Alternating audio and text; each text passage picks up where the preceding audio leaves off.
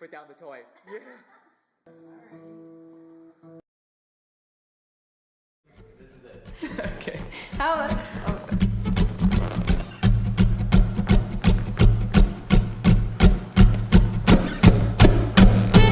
I wish December was July,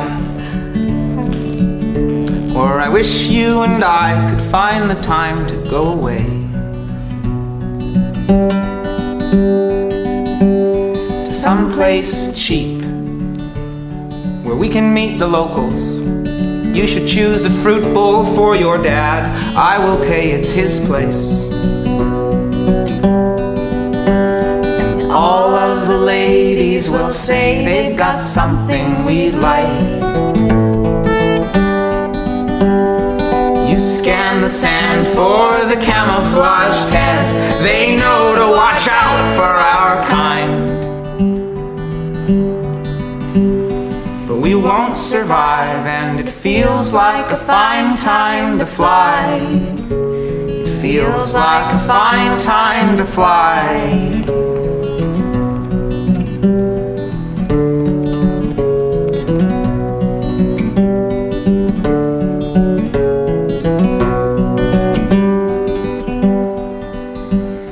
And if we decide to purchase a last-minute flight,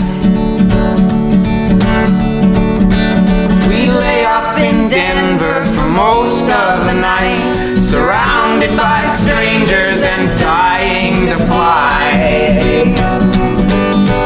When we arrive, the view to the ocean is nice. Helps us forget about our winter lives. Those are the bottoms, you know that I like. And the boys like to stare, but I really don't mind. And the boys like to stare, but I really don't mind. And the boys like to stare, but I really don't mind. And all of the ladies will say they've got something we like. So keep your car running, I don't see the bus coming, and it might not make it to our plane on time. 'Cause we're so cold, winter's long gotten old, sitting here on the road, so goodbye. We're so cold, winter's long gotten old, sitting here on the road, so long, adios and goodbye. We won't survive, what a perfectly fine time to fly. It's a perfectly fine time to fly. What a perfectly fine time to fly.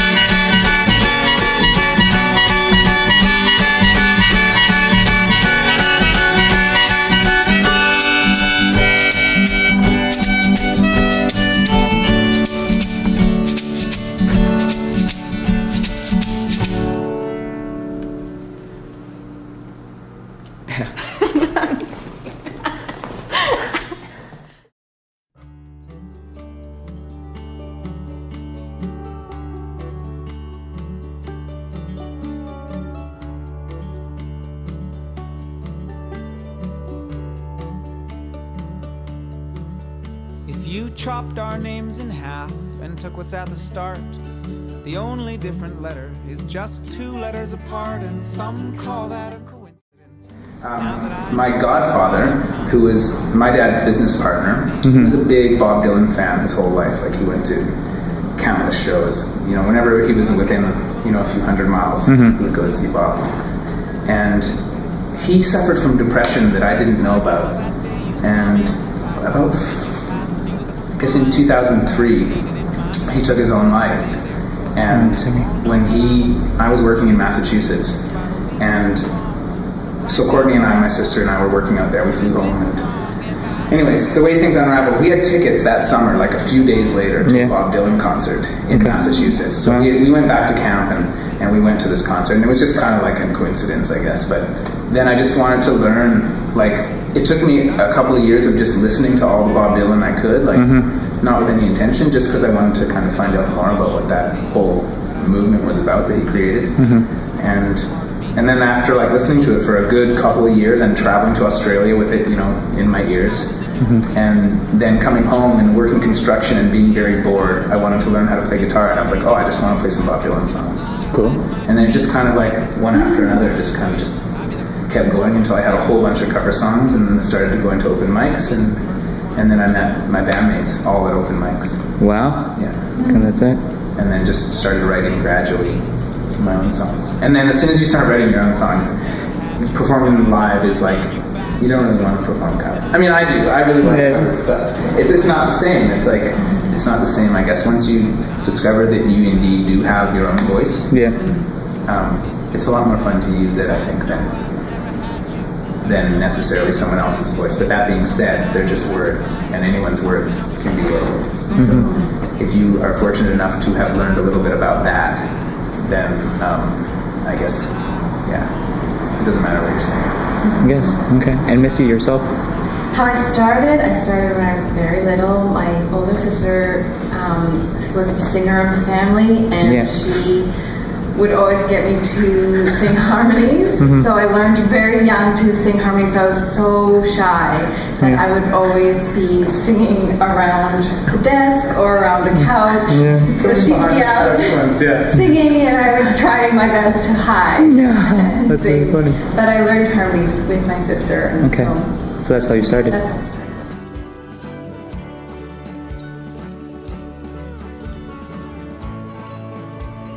I don't know what, like, I feel like it's not about, I don't know what my music is, like, as like a whole. I feel like it's more about a performance, and a live performance.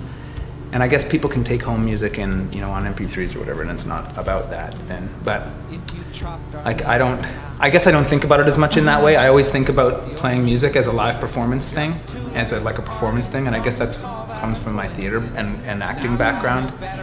So what do I want people to know about my performance? So I don't know, if one thing I do gets people out just to get out and experience live art more, then that's one thing I'd like to do with music.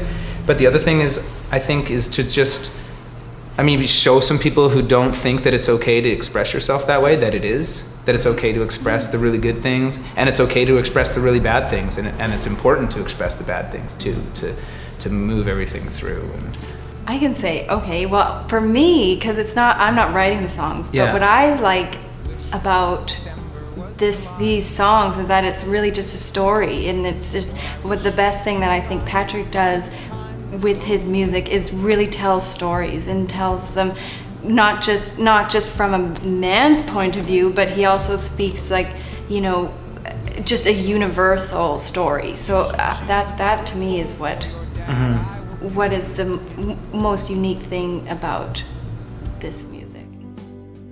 All of the ladies will say they've got something we like. chicken shawarma, hands down, with lots of tabbouleh. Like, I'm big into parsley, and Some kind of curry. Mediterranean. No, not necessarily. You're kind of Asian. Never mind. Yep. Yeah.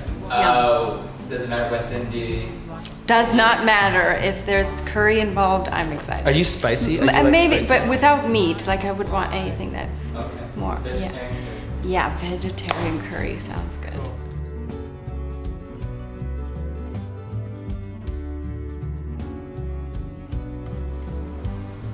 I think it's about vibration, and it's like, it's just healthy for the body to vibrate, and for that intrinsic rhythm thing that everyone talks about. Well, I think that comes from the heartbeat, like from day one, second one, you've always got that, and then this vibration. Whenever you like vibrate or hum, or it just like it's a physically healing thing for the body, and so for me, it's like you can tell a story. I can act. I love telling stories. I like acting, and I can do it while vibrating. And when you can do it with, and because of the rhythm thing, you can get in these cool relationships with other people while you're doing it, a band, and they can add to your story, and it's like, it's just a musical, it's just like a vibration story, I guess. I mean, basically, that's what it comes down to. I think that's why I like it, why this thing likes it. Yeah. Yeah, okay, what I like about it, it's the same. It's just so healing. I feel like if I'm in a weird place or if I'm stuck, all I have to do is start singing and I instantly feel so much better, so much lighter. Yeah. It doesn't matter what it sounds like, just there's something with the voice, it just makes it, and listening to it, it's so healing. Yeah, I think it's all vibration. Sitting here on the road, so goodbye. We're so cold, winter's long gotten old. Sitting here on the road, so long, adios.